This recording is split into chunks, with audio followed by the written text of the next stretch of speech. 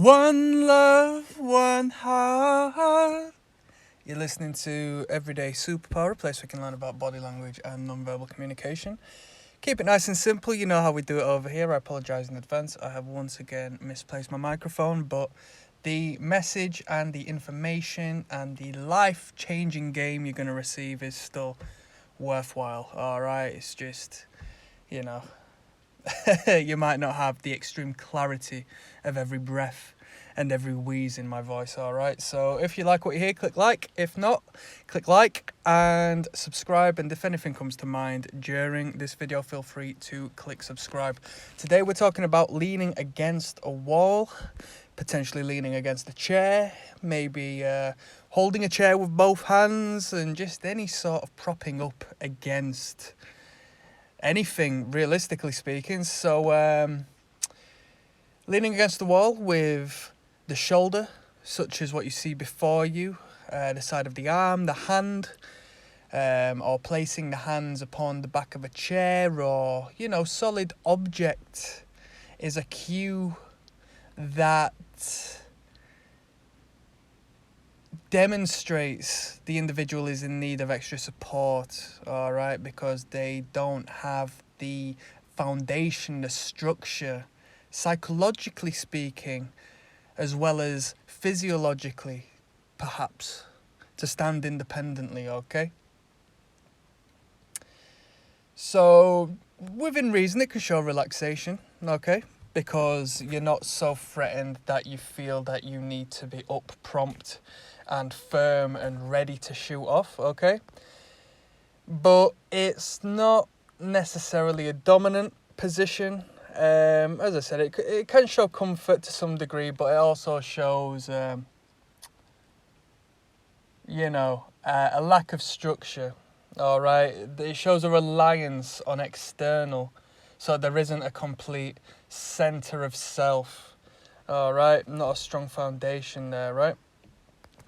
Let's approach it as a crutch, okay? And when we come to body language and non-verbal communications, we don't want crutches if we want to, you know, project a comfortable confidence to others, you know?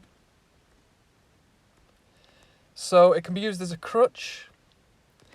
It may potentially show insecurity and a lack of self-confidence.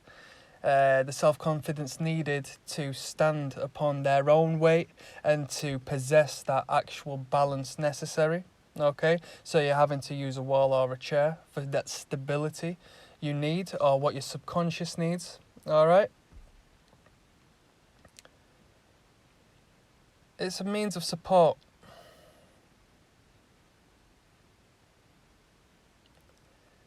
Well, actually, you know what? When we speak of examples, because I like to throw examples in here, I'll speak in regards to myself. I have used a chair, a table on occasion to not only create distance, but to create this stability of self. All right, so it works twofold. So let's say, for example, I've been in a situation where I've been speaking to, let's say I find this individual attractive and I haven't been engaged with this person for so long. So there is a sense of insecurity, generally speaking, okay, purely as I don't know this individual so much, so it would make me feel uncomfortable to just jump into this state of full frontal cooperation, all right? Because no matter how confident you are, your subconscious still needs to find that way in to communicate efficiently with others. And if it's not there, that air of, you know, potential threat will still linger. And in doing so, you will feel the disruption, the, you know, the incongruent message between the mind and the stomach. Okay? You might think this person is attractive, but your stomach, aka your intuition, is going to be teaching you another lesson saying, I don't feel too comfortable about this person. And that's to be taken seriously as that message is the honest truth. That's your survival mechanism telling you that there is a message being sent which you are not consciously aware of at that point. Okay? So when I've been in positions such as that, I have engaged and conversed with people with both of my hands fully frontal upon a chair, the back of a chair, and perhaps a table, or perhaps any sort of obstruction, okay? Not only to prop myself up, but as an indirect sort of secondary benefit, it's also creating a barrier to my ventral side, my torso, okay? Protecting my internal organs, so it doubles up in that degree. You see where I'm coming from? The individual before you who's resting against that wall may also have their arms crossed, creating a doubled up barrier, such as the example I've just given. All right? So it creates a crutch. The body language still should be read as a whole, because as I said, the ventral side can be open, aka the chest and the stomach can be open or can be concealed. What are the legs saying? Are the legs crossed over? If so, it's not necessarily a bad thing. We speak of closed and open body language.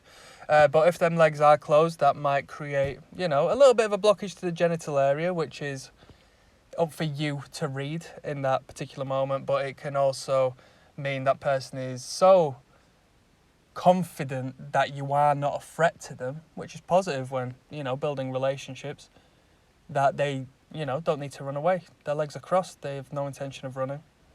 And they're resting against the wall, creating this very unstable base, So there is benefits. It's all about reading the moment and reading the real time and seeing as to where this applies. Okay?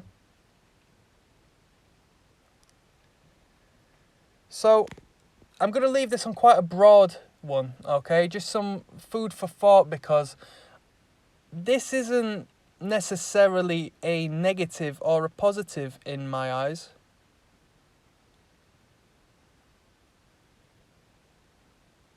I just went on a little bit of a train of thought, and I feel something else I need to reference is, if somebody is to lean against something, what are they doing? In a way, the resting, the diagonal aspect of things may slightly decrease an individual's height, and in doing so may place them in a more submissive position. So are they speaking downwards to you? Are they a tall individual? And so in doing so, are they seeing eye to eye, so to speak, with you? Or are they doing so to create a lesser territorial?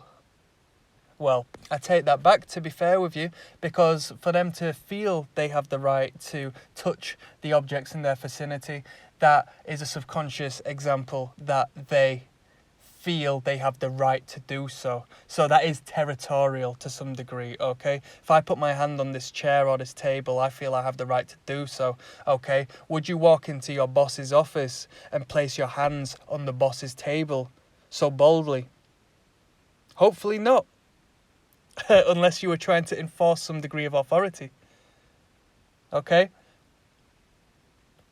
So is it being used to show a comfort in the ownership of the space they are touching?